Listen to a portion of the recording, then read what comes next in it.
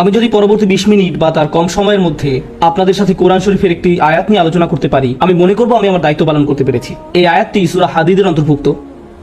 আচ্ছা, আমি যেন কি সম্পর্কে কথা বলছিলাম, কত আয়াত নিয়ে আমি কথা বলবো? একটি আয়াত যেটি সূরা আল হাদীদের অন্তর্ভুক্ত, কুরআন মজিদের 57তম সূরা, যেটি মদিনায় অবতীর্ণ হয়েছিল, যার মানে এই সূরার মূল প্রতিপাদ্য বিষয় মুসলিম সমাজকে কেন্দ্র করে।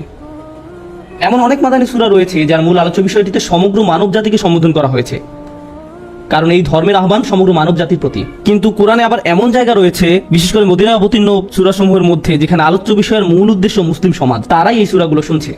আপনারা কি আমার কথা শুনতে পাচ্ছেন? ওকে, তো এখন এই মাদানী সূরায় জীবনে আমরা যে সমস্ত বিষয়ের পেছনে ছুটি, তার একটা সারাংশ আল্লাহ এই মাদানী সূরায় আমাদের দান করেছেন। তিনি শুরু করেছেন এভাবে, ইয়ালামু, তোমরা ভালোভাবে জেনে রাখো। এটা আল্লাহর পক্ষ থেকে আমাদের জন্য একটা আদেশ, ভালোভাবে কোনো কিছু উপলব্ধি করার জন্য। কিন্তু যে বিষয়গুলো তিনি উল্লেখ করেছেন সেগুলো আমাদের নিকট সুস্পষ্ট। সম্ভবত আমরা আমাদের জীবন পরিচালনা করার সময় এই বিষয়গুলোর প্রতি লক্ষ্যপাত করি না। তিনি বলছেন, ইয়ালামু আন্নামাল হায়াতুদ দুনিয়া লাইব, পার্থিব জীবন খেলা ছাড়া আর কিছুই নয়। আমি নিজে পিতা হওয়ার পূর্বে এই আয়াতটি ভালোভাবে উপলব্ধি করতে সমর্থ হইনি। বাচ্চারা বড় হওয়ার সাথে সাথে তাদের কিছু প্রয়োজন এবং চাহিদা দেখা দেয়।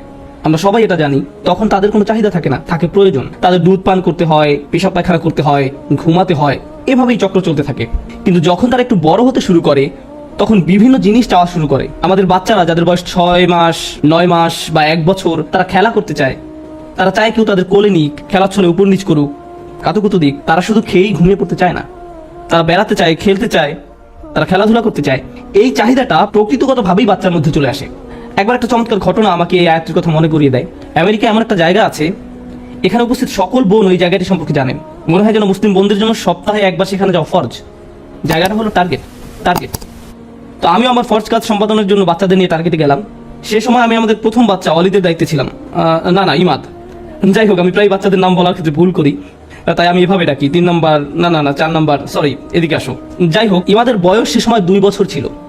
আপনি যখন এরকম 2-3 বছরের কোনো বাচ্চাকে নিয়ে দোকানে যান, সে তখন তাক থেকে সবকিছু ফেলে দিতে চায়, কারণ আপনাকে আবার এটা তুলে রাখতে দেখলে সে এক ধরনের মজা পায়।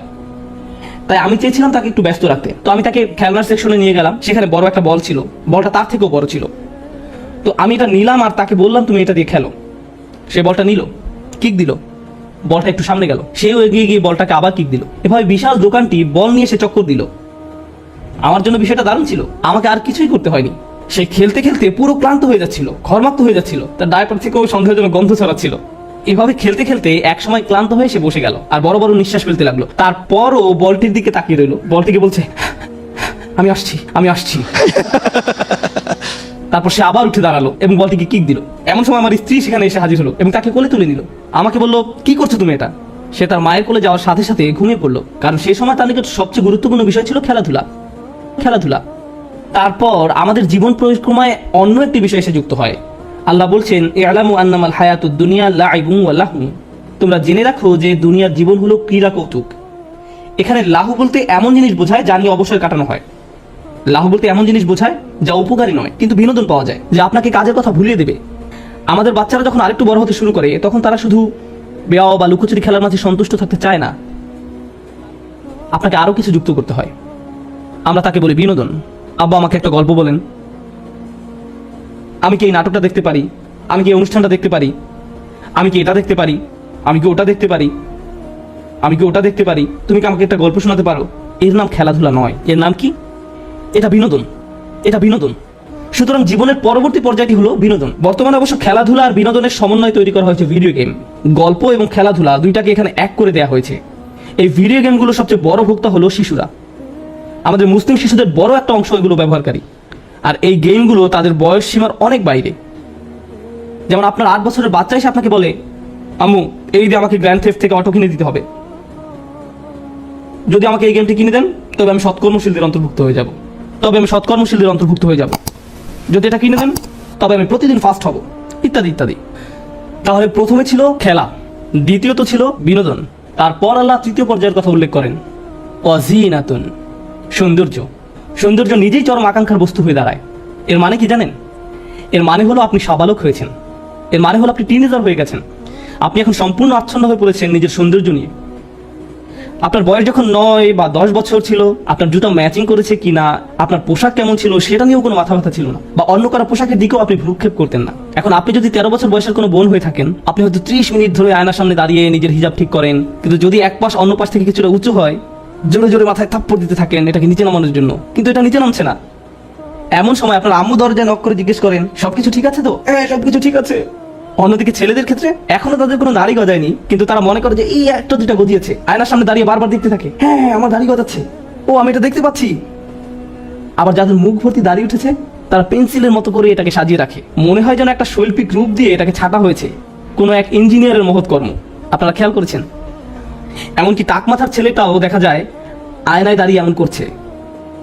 আমি দেখেছি যখন তরুণ ছেলেরা জুমার নামাজে মসজিদে আসে, তারা রাস্তার পাশে দাঁড়িয়ে থাকা প্রত্যেকটি গাড়ির আয়নায় নিজের চেহারা দেখে, চুল ঠিক করে। দৃশ্যটা বেশ মজার, বিশেষ করে যদি আপনি গাড়ির ভেতরে থাকেন আর তারা তা জানে না। সত্যি বেশ মজার। যাই হোক, সৌন্দর্য একটি চরম আকাঙ্ক্ষার বিষয় হয়ে দাঁড়ায়। আপনি চান আপনাকে যেন সুন্দর দেখায়, আবার আপনি সুন্দর কারোর প্রতি আকৃষ্ট হয়ে পড়েন। আপনি সুন্দর গাড়িতে চড়তে ভালোবাসেন। যদি আপনার বাসা সুন্দর না হয়, আপনি মানুষকে দাওয়াত করতে চান না। আপনার বাবা যদি বেশ পুরাতন মডেলের কোনো গাড়ি চালায়, আপনি তাকে স্কুল থেকে বেশ দূরে কোথাও নামিয়ে দিতে বলেন। আপনার বন্ধুদের এমন গাড়ি দেখানোর চেয়ে আপনি হেঁটে স্কুলে যাওয়াকে অধিক পছন্দ করেন, কারণ এই বয়সে সৌন্দর্য আপনার মনকে সম্পূর্ণরূপে আচ্ছন্ন করে রাখে। ফ্যাশন, সুন্দর পোশাক, বাসার ভিতরের ডিজাইন, এই বয়সে আপনার রুমকে আপনি সাজিয়ে রাখতে পছন্দ করেন। আপনি গাড়ি চান, দেখতে সুন্দর এমন একটা ফোন চান, ভালোভাবে কাজ করুক বা না করুক সেটা কোনো ব্যাপার না, আবার এটার জন্য সুন্দর একটা কাভারও কিনে আনেন। এটাকেই বলা হয় জিনা। এমন একটি বয়স আপনি অতিক্রম করেন। সৌন্দর্যের প্রতি এই চরম আকাঙ্ক্ষাও একসময় হ্রাস পেতে শুরু করে। একসময় আপনি কলেজে ভর্তি হন, হাই স্কুল জীবন শেষ, এখন আপনি কলেজে বা ভার্সিটিতে। কলেজ ভার্সিটির ছাত্রদের দিকে তাকালে অনেক সময় বাস্তুহারা মানুষের মতো লাগে। চুলগুলো এলোমেলো, ঠিকমতো দাঁত ব্রাশ করে না, কোনো রকম একটা গেঞ্জি আর প্যান্ট পরে ক্লাসে হাজির হয়ে যায়, বিছানা থেকে উঠেই ক্লাসে হাজির হয়। এসব নিয়ে তাদের আসলে কোনো মাথা ব্যথা নেই। তাদের মাথায় সবসময় একটা চিন্তা কাজ করে, কখন পাস করব। তাদের এখন সবচেয়ে বড় মাথা ব্যথার বিষয় হলো জিপিএ, ইন্টার্নশিপ ইত্যাদি। কেন তারা এভাবে চিন্তা করে? কারণ নতুন একটা আকাঙ্ক্ষার আবির্ভাব ঘটেছে। আর আমি বলছি না যে পূর্বের আকাঙ্ক্ষাগুলো হারিয়ে গেছে। পূর্বের আকাঙ্ক্ষাগুলো কি ছিল ক্রমানুসারে কি বলতে পারবেন? 1 নম্বর খেলা করা, 2 নম্বরটা কি ছিল? বিনোদন, 3 নম্বরটা কি ছিল? সৌন্দর্য। এখন শুনুন 4 নম্বরটা, ভাব দেখানো, অতাফাখুরুম বাইনাকুম, পারস্পরিক অহমিকা। আপনার মূল্য অন্যের কাছে উপস্থাপন করতে চান। কেউ হয়তো এসে আপনাকে জিজ্ঞেস করছে যে সমাবেশের জায়গাটা কোন দিকে, আপনি তখন এভাবে বলেন, হ্যাঁ আমি NYU-তে পড়ি, আমি শুধু ডিরেকশনটি জানতে চাচ্ছি, আমি আসলে মেডিকেল কলেজে পড়ি। আপনার মেডিকেল কলেজে পড়া নিয়ে কেউ কেয়ার করে না। আপনি হয়তো ওয়ালমার্ট বা কোনো নামকরা প্রতিষ্ঠানে চাকরি পেয়েছেন, আর তারা আপনাকে একটি ব্যাজ দিয়েছে, আপনি এটা জামার উপরে সবসময় ঝুলিয়ে রাখেন। আপনি এমনভাবে রাখেন যেন মানুষ দেখতে পায়, ও তুমি ওখানে চাকরি পেয়েছো। হ্যাঁ, তারা আমাকে পার্কিং লটেও জায়গা দিয়েছে, এই যে আমি ছবি তুলে রেখেছি দেখুন। আপনি মানুষকে দেখাতে চান যে আপনি কি অর্জন করেছেন। যখন লোকজন ভার্সিটি থেকে পাশ করে বের হয়, তখন তারা কি পায়? সার্টিফিকেট। এই সার্টিফিকেট তারা ড্রয়ারে রেখে দেয় নাকি ওয়ালে ঝুলিয়ে রাখে? একটা ফ্রেমে আটকিয়ে ওয়ালে ঝুলিয়ে রাখে। এটা আপনার গর্ব। আপনি মানুষকে দেখাতে চান জীবনে কি অর্জন করেছেন। মানুষ বিখ্যাত কারোর সাথে ছবি তুললে অন্যদের সেটা দেখাতে চায়, এই দেখো আমি কার সাথে। সত্যি বলতে এই কনভেনশনে মাঝে মাঝে আমার নিজেকে স্ট্যাচুর মতো মনে হয়। মানুষ এসে এভাবে বলে, ভাই এদিকে আসেন তো, আপনার সাথে একটা ছবি তুলতে হবে। লোকটা এমনকি সালামও দেয় না, রাগত স্বরে বলে, আমার একটা ছবি তুলতে হবে। আমি ভয় পেয়ে যাই আর বলি, ঠিক আছে ঠিক আছে ছবি তুলুন, আমাকে আবার মারতে যাবেন না। যাই হোক, জীবনের এই পর্যায়ে এসে আপনি মানুষকে দেখাতে চান আপনি কোন নামকরা ভার্সিটিতে পড়েন, কোন জায়গা থেকে গ্রাজুয়েট হয়েছেন, কি চাকরি করছেন, আপনার প্রথম অ্যাপার্টমেন্ট, প্রথম গাড়ি। অনেকে গাড়ি কিনে মানুষকে দেখানোর জন্য। আপনার ভেতরে একটা অদম্য ইচ্ছা কাজ করে, আল্লাহ আমাদের ভিতরে এটা দিয়েছেন। বিশেষ করে তরুণরা, তারা যখন পরিবারের ক্ষুদ্র পরিসর থেকে বের হয়ে পৃথিবীতে বিচরণ করতে শুরু করে, তারা সবাইকে দেখাতে চায় যে তারা এখন বড় হয়ে গেছে এবং নিজের মতো করে জীবনযাপন করছে। তাদের আলোচনা অ্যাপার্টমেন্টের ব্যাপারটা চলে আসে, কেউ যদি জিজ্ঞেস না করে তবুও, কারণ তারা আসলে গর্বিত যে এখন তারা নিজেদের মতো করে বসবাস করে। অথবা তারা খুবই গর্বিত যে তারা জীবনের প্রথম গাড়িটি কিনেছে। তাদের কথাবার্তায় বারবার এই গাড়ির ব্যাপারটি উঠে আসে, যদিও কেউ হয়তো বিষয়টিতে আগ্রহী না। সুতরাং এই তাফাখুরুম বাইনাকুম এখন জীবনের পর্যায়গুলোর মাঝে যুক্ত হয়েছে। আপনি এখনো গেমস পছন্দ করেন, বিনোদন পছন্দ করেন এবং অন্যদের কাছে নিজেকে আকর্ষণীয় করে উপস্থাপন করতে চান। তার উপর এখন আপনি নিজের কৃতিত্ব অন্যের কাছে জাহির করতে চান। এই পর্যায়টিও একসময় গত হয়ে যায়। আপনি বিয়ে করেন, সন্তান জন্ম লাভ করে। এখানে কতজনের বাচ্চা কাচ্চা আছে? তাহলে তো আপনারা জানেন আমি কি নিয়ে কথা বলছি। এখন আপনার সার্বক্ষণিক চিন্তা ভাবনা আপনার ছেলে মেয়েদেরকে নিয়ে, সারাক্ষণ এটা নিয়ে চিন্তিত থাকেন। তাদের কি প্রয়োজন, আমাদের আগামীকালে সকালে নাস্তা কেনা হয়েছে কিনা, স্কুলের ইউনিফর্ম কি রেডি আছে, গ্রীষ্মকালীন ছুটি কখন শুরু হবে, এই ছোট অ্যাপার্টমেন্টে আর আমরা থাকতে পারছি না, আমাদের বড় কোনো বাসায় উঠতে হবে, কারণ এতজন ছেলে মেয়ের জন্য এখন আর এখানে জায়গা হচ্ছে না। জামা কাপড়, প্রতিনিয়ত জুতার সাইজ বড় হয়ে যাচ্ছে, বড় বোনের ব্যবহৃত পিঙ্ক কালারের জুতা ছোট বোন আর ব্যবহার করতে চায় না, ইত্যাদি ইত্যাদি। তাই আপনাকে এখন নতুন জুতা কিনতে হবে। ফলে এখন আপনি টাকা উপার্জন নিয়ে খুবই উদ্বিগ্ন থাকেন, আপনার নিজের জন্য এবং ছেলে মেয়েদের ভবিষ্যতের সেভিং নিয়ে আপনি সর্বদা চিন্তামগ্ন থাকেন। আপনার মোবাইলের অ্যাপ থেকে আপনি প্রতিনিয়ত কয়েক ঘন্টা পর পর অ্যাকাউন্ট চেক করতে থাকেন, টাকাগুলো কি এখনো আছে, আবার চেক করে দেখি, আচ্ছা এখনো আছে, হায় হায় গ্যাস কোম্পানি অটোমেটিক ভাবে বিল কেটে নিয়ে গেছে। আর এভাবে যতবার অ্যাকাউন্টে মাইনাস দেখেন ততবার আপনার অন্তর পুড়ে যায়, আপনি বুকে হাত দিয়ে বসে করেন আল্লাহ বলেন ওয়া তাকাসুরুন ফিল আমওয়ালি ওয়াল আওলাদ, ধন সম্পদ ও সন্তান সন্ততিতে আধিক্যের প্রতিযোগিতা মাত্র। প্রসঙ্গত আপনি যখন জীবনের এই পর্যায়ে আসবেন যে সময়ে আপনি টাকা পয়সা উপার্জন, সেভিংস, অবসরের প্ল্যান ইত্যাদি নিয়ে উদ্বিগ্ন থাকেন, অথবা আপনার ছেলে মেয়েদেরকে কলেজের খরচ নিয়ে চিন্তিত থাকেন, তরুণরা যারা এখনো জীবনের প্রাথমিক পর্যায়গুলোতে আছো, আর প্রাথমিক পর্যায়গুলো কি, খেলাধুলা, বিনোদন, তাদেরকে যদি আপনি টাকা জমানো নিয়ে প্রশ্ন করেন, তারা বলে আমি কখনোই আমার বাবা মায়ের মতো হব না, আমি বাসা বাড়ি নিয়ে কেয়ার করি না। ওকে, 20 বছর পর আমার সাথে এই ব্যাপারে আলাপ করবেন, আপনিও সেই একই পথের মধ্য দিয়ে যাবেন। আপনার পূর্বে হাজার হাজার লক্ষ লক্ষ মানুষ একই কালচক্রের মধ্যে দিয়ে গত হয়েছেন। আমরা মনে করি যেসব জিনিস আমাদের সুখী করবে তার একটি সারাংশ আল্লাহ এই আয়াতে তুলে ধরেছেন। এই যে এইসবের পেছনে তোমরা ছুটে চলো, একজন শিশু মনে করে সে সুখী হবে যখন সে খেলাধুলা করবে, আরেকটু বড় হলে মনে করে বিনোদন পেলে সুখী হবে, আরেকটু বড় হলে মনে করে নিজেকে সুন্দর দেখালে অথবা সুন্দর কিছু পাশে থাকলে সে সুখী হবে, আরেকটু বড় হলে মনে করে কিছু একটা করে দেখাতে পারলে নিজেকে সুখী মনে হবে, তারপর আরো বড় হলে মনে করে অনেক টাকা পয়সা উপার্জন করতে পারলে সুখী হবে। সারা দুনিয়ার মানুষ তারা যে ধর্মেরই অনুসারী হোক না কেন, যখন কেউ কোনো বাড়ি ক্রয় করতে পারে তখন মনে করে যে আমি জীবনে কিছু একটা অর্জন করতে পেরেছি। যদি না পারে তখন আপনি যদি জিজ্ঞেস করেন তুমি কি চাও, আমি যদি কোনো সম্পদ অর্জন করতে পারতাম। তারা ভাড়া বাসায় বাস করে, তারপর সুন্দর কোনো বাড়ির সামনে দিয়ে যখন ড্রাইভিং করে যায়, এমনকি এটা যদি ছোট একটা বাড়িও হয়, মনে মনে ভাবে ইস যদি এরকম একটি বাড়ির মালিক হতে পারতাম, ব্যাপারটা খুব সুন্দর হতো, ব্যাপারটা খুব সুন্দর হতো। রিয়েল এস্টেট ওয়েবসাইটে গিয়ে বিভিন্ন ধরনের বাড়ির সুন্দর সুন্দর ফটোগুলো দেখতে থাকেন। আপনি তো ভাবছেন 3-4 বছর পর অন্য কোনো শহরে যাবেন, কিন্তু আপনি এখন থেকে ওই শহরের বিভিন্ন বাড়ির ছবি দেখতে শুরু করেন। বউকে ডেকে বলেন এই দেখো দেখো এই বাড়ির বেডরুমটা দেখো, এই বাড়ির বাইরের অংশটা দেখো, আর আপনি নিজেকে থামিয়ে রাখতে পারেন না, আল্লাহ আমাদের ভিতরে এটা দিয়েছেন। এটা হলো আয়াতের অর্ধেক। ব্যাপারটা ভালো, কারণ আমিও আমার নির্ধারিত সময়ের অর্ধেক পর্যন্ত এসেছি। এটা হলো আয়াতের অর্ধাংশ। এই দুনিয়ায় আমি আপনি যেসব কিছুর পেছনে ছুটে চলি, এই অর্ধাংশে আল্লাহ তার একটা সারাংশ তুলে ধরেছেন। দ্বিতীয় অংশে আল্লাহ এই বিষয়গুলোকে একটা কিছুর সাথে তুলনা করেছেন। আমি আশা করছি আপনারা গভীর মনোযোগ দিয়ে শুনবেন। আমি জানি সাউন্ড সিস্টেমে প্রচুর সমস্যা হচ্ছে, আমি আশা করছি আপনারা শেষ অংশটুকু মনোযোগ দিয়ে শুনবেন, কারণ সুখের সন্ধানে ছুটে চলা এই বিষয়গুলোর জন্য এই অংশেই রয়েছে আল্লাহর পক্ষ থেকে হিদায়াত বা পথ নির্দেশনা। আল্লাহ বলছেন কামাসালিল গাইসি আজাবাল কুফফারা নাবাতুহু, দুনিয়ার উপমা হলো বৃষ্টির মতো। আরবিতে বৃষ্টির জন্য যে শব্দটি ব্যবহৃত হয় তা হলো মাতার, কিন্তু গাইস শব্দের অর্থ হলো পরিমাণ মতো বৃষ্টি। এত বেশি নয় যার ফলে জমিনে বন্যা সৃষ্টি হয়, আবার এত কমও নয় যার কারণে জমিনে গাছ জন্মাবে না, একেবারে পরিমাণ মতো বৃষ্টি। আর এই ধরনের বৃষ্টিকে বলা হয় গাইস। এই জন্য যখন আমরা আল্লাহর কাছে বৃষ্টির জন্য দোয়া করি, আমরা সালাতুল ইস্তিগফার আদায় করি, কারণ আমরা যেমন তেমন বৃষ্টির জন্য দোয়া করছি না, আমরা দোয়া করছি গাইসের জন্য। আমরা পরিমাণ মতো বৃষ্টির জন্য দোয়া করছি, কারণ খারাপ বৃষ্টির কারণে মানুষ মারা যেতে পারে, বন্যা হয়ে যেতে পারে, এই বন্যা আপনাকে মেরে ফেলতে পারে। আল্লাহ আকাশ থেকে পাথর বৃষ্টিও বর্ষণ করতে পারেন, তাই আপনি গাইস চাইবেন যে বৃষ্টি প্রাণের সঞ্চার করে। তো আল্লাহ বলছেন দুনিয়ার যেসব কিছুর পেছনে তোমরা ছুটে চলো তার উপমা হলো পরিমাণ মতো বৃষ্টির মতো। আজাবাল কুফফারা নাবাতুহু, যে কৃষক জমিনে বীজ বপন করে সে এই বৃষ্টি দেখে দারুণ খুশি, কারণ এই বৃষ্টির ফলে তার জমিনে ফসল ফলবে। এই উপমায় একটা সুন্দর চিত্র অঙ্কন করা হয়েছে। কৃষকের জন্য আরবিতে যে শব্দটি ব্যবহার করা হয় তা হলো কুফফার। এখন আমরা সাধারণভাবে কাফের শব্দের একটা অর্থ জানি। কাফের শব্দের অর্থ কি? অবিশ্বাসী। কিন্তু এই আয়াতে কাফের শব্দের অর্থ এটা নয়। সূরা হাদীদের এই আয়াতে কুফফার শব্দের অর্থ হলো যে জমিনে বীজ লুকিয়ে রাখে। এই কুফফার শব্দের শাব্দিক অর্থ একজন অবিশ্বাসীকে এই জন্য কাফের বলা হয় কারণ সে সত্যকে লুকিয়ে রাখে, এই জন্যই তাকে কাফের বলা হয়। যাই হোক, একজন কৃষককে সারা বছর ধরে অনেক পরিশ্রম করতে হয়। সর্বপ্রথম কোন কাজটা তাদেরকে করতে হয়? বীজ বপন করতে হয়, এটাই প্রথম কাজ।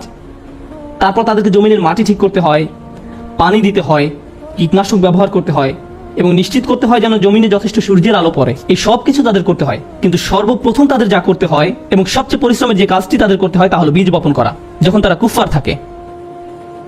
আল্লাহ এই পর্যায়টিকে উল্লেখ করেছেন কারণ এটাই সবচেয়ে পরিশ্রমের কাজ। আর এই সময় কৃষক তার পরিশ্রমের কোনো ফলাফল দেখতে পান না। তিনি জানেন না এই বীজ থেকে আসলে চারা গজাবে কিনা, অথবা পোকামাকড় এই বীজটা খেয়ে ফেলবে কিনা। তিনি জানেন না বৃষ্টি হবে কিনা, তিনি কিছুই পূর্ব থেকে জানেন না। আর বিষয়টা আমাদের মতো নয়। আমি প্রায় এই উদাহরণটা দিয়ে থাকি। আপনি যদি কোনো চাকরি করে থাকেন তাহলে আপনি মাসে একবার বা দুইবার বেতন পেয়ে থাকেন, কেউ অথবা প্রতি সপ্তাহে বেতন পেয়ে থাকেন। কৃষক কতবার বেতন পায়? বছরে একবার। তাকে সারা বছর পরিশ্রম করতে হয়, তারপর সম্ভবত বছর শেষে তার পরিশ্রমের ফলাফল পাবে। তাকে পরিশ্রম ঠিকই করতে হবে, কিন্তু ফসল পেতেও পারে আবার নাও পেতে পারে। এখন লোকটি সপ্তাহের পর সপ্তাহ জুড়ে পরিশ্রম করে যায়, তারপর একদিন ঘুম থেকে জেগে উঠে দেখে ফসলের জন্য পরিমাণ মতো বৃষ্টি হয়েছে। সে কি তখন খুশি হবে? হ্যাঁ, সে খুশি হবে। এক সময় সে দেখতে পায় বীজ থেকে চারা গাছ গজিয়েছে, গাছগুলো এখনো বড় হয়নি।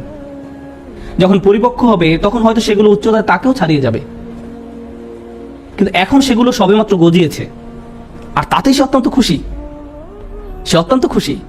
তারপর আল্লাহ বলেন সুম্মা ইয়াহিজু, তারপর তা পেকে যায়। আমি আপনাদের বলছিলাম যখন পরিপক্কতা লাভ করে তখন সেই গাছগুলো উচ্চতায় তাকেও ছাড়িয়ে যায়। যখন ফসল পরিপক্কতা লাভ করে তখন একজন কৃষকের কি করা উচিত? আপনারা কৃষক নন, কেউ কেউ হতে পারেন, আমি জানি না, কেউ কি এমন অঞ্চল থেকে এসেছেন?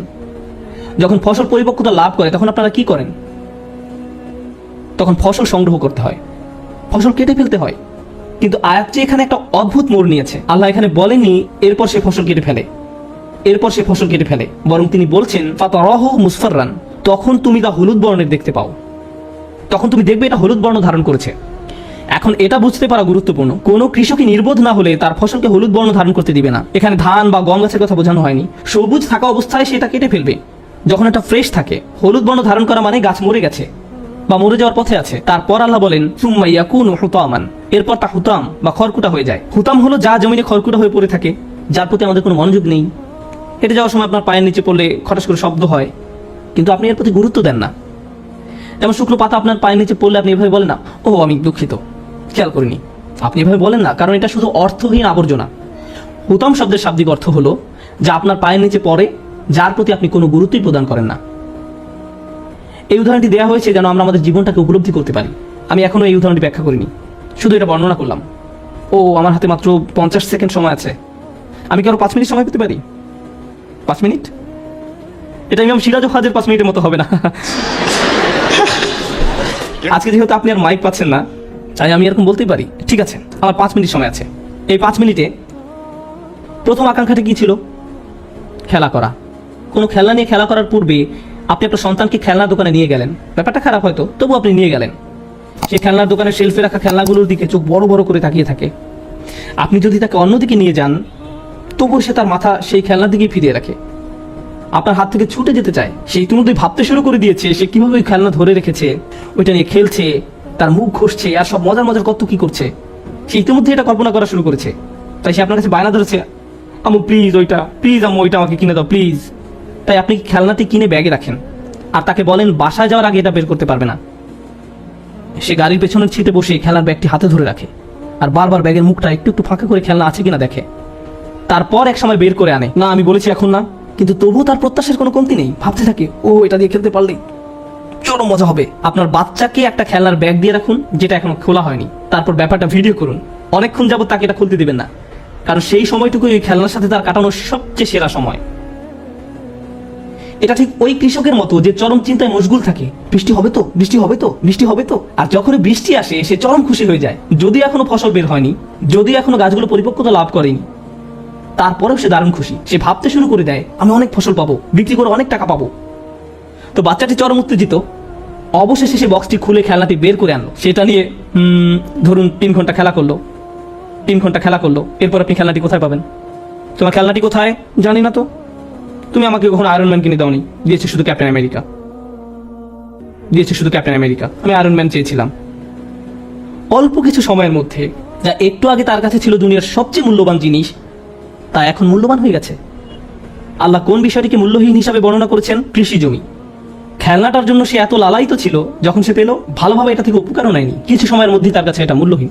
আপনার বাচ্চা গ্র্যান্ড থেফট অটোর জন্য আপনার কাছে কান্নাকাটি করছিল, সেটার জন্য তাহাজ্জুদ পড়েছিল, সে রমজানের 27 তারিখে মসজিদেও গিয়েছিল আর দোয়া করেছিল, ইয়া আল্লাহ আমার এই গেমটা দরকার, আমি প্রতিজ্ঞা করছি 1 সপ্তাহের মধ্যে শেষ করে ফেলবো, আমি সব লেভেল শেষ করবো, আমি ওয়াদা করছি। অবশেষে সে গেমটা পেলো, সে পুরো গেমটা খেলা শেষ করলো। তারপর একদিন আপনি রান্না করে আপনার পায়ের নিচে একটা সিডি পরে থাকতে দেখলেন। এই সিডিটা এখানে কোথেকে গেল? আমি তো তোমাকে এটা কিনে দিয়েছিলাম। এটা তেমন ভালো লাগেনি, আগেরটা এর চেয়ে ভালো ছিল। বিনোদনের ক্ষেত্রেও এমন ঘটতে দেখা যায়। নতুন মুভি আসলে সিনেমা হলের সামনে বিশাল লাইন দেখা যায়, যেটা হজের ভিসার লাইনে দাঁড়ানোর চেয়েও লম্বা লাইন হয়। মুভিটা দেখার জন্য মানুষ বাইরে অপেক্ষা করতে থাকে। আমার মনে আছে আগের দিন স্টার ওয়ার মুভি মুক্তি পাওয়ার দিনে মানুষকে দেখতাম যে এরাই ড্রেস পরে মুভি দেখতে আসতো, মনে হয় যেন ইসলামের কাপড় পরে অপেক্ষা করছে কখন জান্নাতের গেট খোলা হবে। যাই হোক, তারপর তারা সিনেমা হলে ঢুকে মুভিটা দেখে এবং বলে নিম্নমানের স্পেশাল এফেক্ট দেয়া, আমার গল্পটা অত ভালো লাগেনি। আপনি এর জন্য এত লালায়িত ছিলেন, অল্প সময়ের মধ্যেই এটা আপনার নিকট মূল্যহীন হয়ে গেল। আবার আমাদের মাঝে অনেকেই এমন আছে যারা গাড়ির জন্য তীব্র আকাঙ্ক্ষা পোষণ করে। হয়তো আপনি ইয়াকুরা NSX গাড়ির মালিক হতে চান, আমি জানি না, এরপর এক সময় আপনি গাড়িটি কিনলেন। কি মজা! আপনার ভার্সিটির সামনে দিয়ে যাওয়ার সময় একটু স্লো মোশনে চালান, কার ওয়াশের কাছে একটু বেশি আসা যাওয়া করেন। তারপর পরের বছর নতুন মডেলের গাড়ি বাজারে আসলো। এখন হঠাৎ করে আপনি গাড়ির হেডলাইট একটু নিচু করে রাখেন। গাড়িটি এখন খুব কুৎসিত মনে হয়। এটি এখন আর রাস্তায় চলাচলের যোগ্য নয়। গাড়ির ভিতর থাকলে নিজের উপর খুব রাগ হয়। এটি এখন মূল্যহীন আপনার কাছে।